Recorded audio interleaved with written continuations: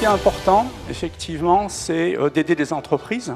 Quand on est dans une entreprise qui est primo-innovante, il y a besoin de décoder, il y a besoin de comprendre. Et en ce sens, le RDT, dont vous êtes tous des acteurs, est extrêmement important. Aujourd'hui, le RDT, c'est 130 personnes qui sont des généralistes ou qui sont des experts et qui travaillent au quotidien pour répondre aux besoins des entreprises. Alors ces liens en fait sont des liens historiques, puisqu'on était à l'origine à la création des RDT.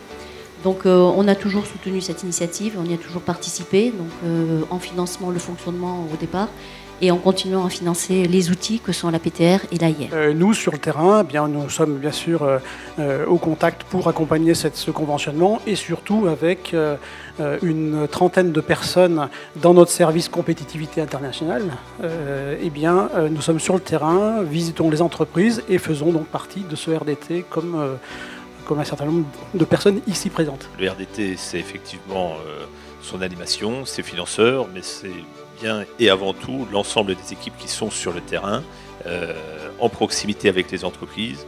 Et il est important que ce lien fonctionne toujours très bien entre les acteurs qui sont dans les entreprises, l'animation qui est assurée au niveau régional et la gouvernance des financeurs que nous représentons. C'est la clé du bon déploiement de cette politique d'appui à l'innovation. Pour aboutir à un projet, il faut un réseau.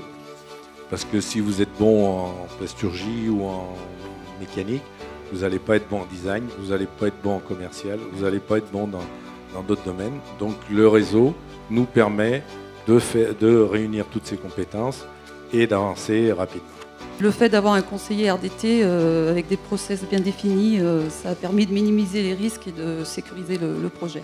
Notre rôle, c'est un peu un rôle de catalyseur de l'esprit d'innovation, en faisant découvrir des acteurs, des compétences, des choses nouvelles à nos dirigeants et qui soient autonomes après dans l'esprit d'ouverture.